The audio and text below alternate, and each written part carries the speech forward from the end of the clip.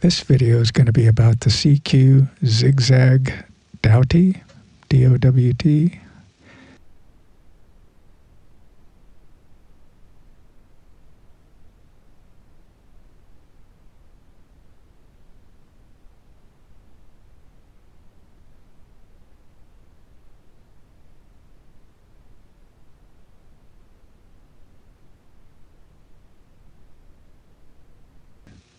This indicator down here is the latest version of the DATR volume. This is version 4.3.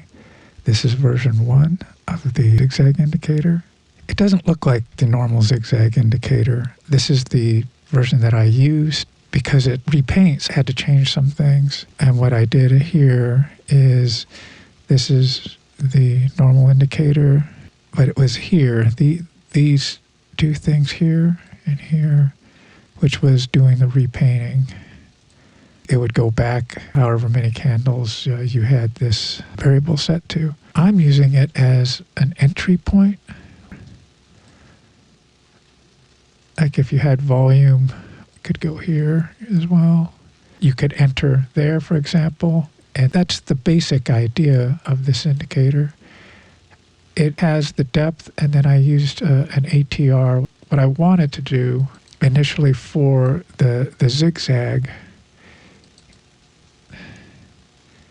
the zigzag would come down here and it would get to this level.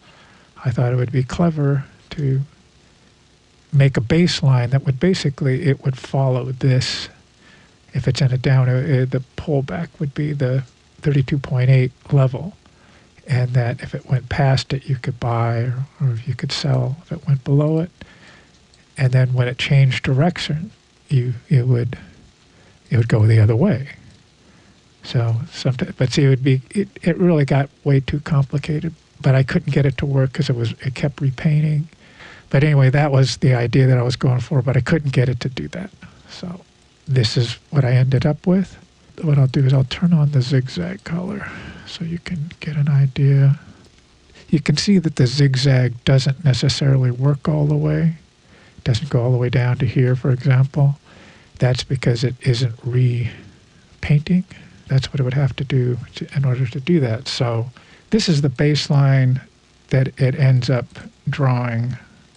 You have this center level, which right now it's right in the middle at 0.5.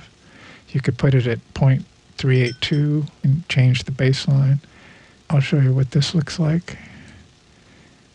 It basically puts it in the middle of this lower and upper level. So you could use when it crosses this line. It just didn't work as well as I was hoping to. So I felt that these lines would be better. Well, for example, if I change this to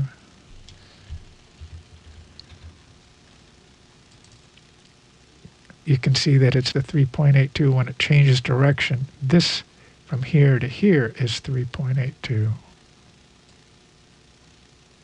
Okay, so that's going up this way. It's now thinking that that's the 3.82 level. It sort of does work, but it doesn't, especially when it rewrites it. I could not figure a way to do it. And we can just reset those to off. And then I have a center level, which is based on this range of the high and the low, and then there's a center level, and I'll put this at white. Okay, in the center level you can see this is just the high and the low, I highest and I lowest, however many candles back, which is 6 candles back, and this is the middle line, plus obviously you can see right here it isn't necessarily in the middle. You'll have to look at the code. I don't want to spend the time to try and explain all that. What I like is just using this as a high entry point or low entry point. And when it gets above this ATR setting right here, 100, 2 times the ATR, then it will move the current low to the previous high. And this is obviously the new current high here. Now the current low is the previous high. So that's how these things are drawn. And then I have this thing, I couldn't figure out what to call it. I'm just going to put switch 1 enable. Okay, so if you go and hit that, it does that. You can change this setting. Make it 12, for example. You'll just have to find a setting that works. And the switch, but when it gets down to here, this is where that switch, that's what it's doing, is that instead of doing this.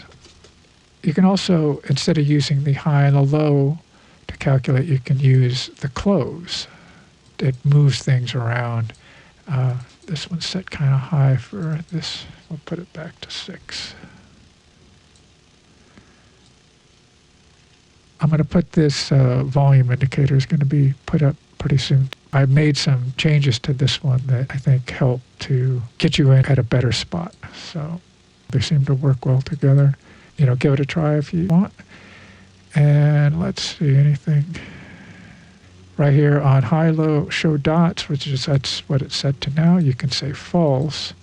And then down here, this is the line style. It's a dot 1, or this is if you want to use dots, it will use this. It will set to automatically change the size, or you can just set a size. But right now, we set it to basically show the line, and that's what it looks like. That's basically it, but the code should be inside. If you can make it better, please do. That's it for now.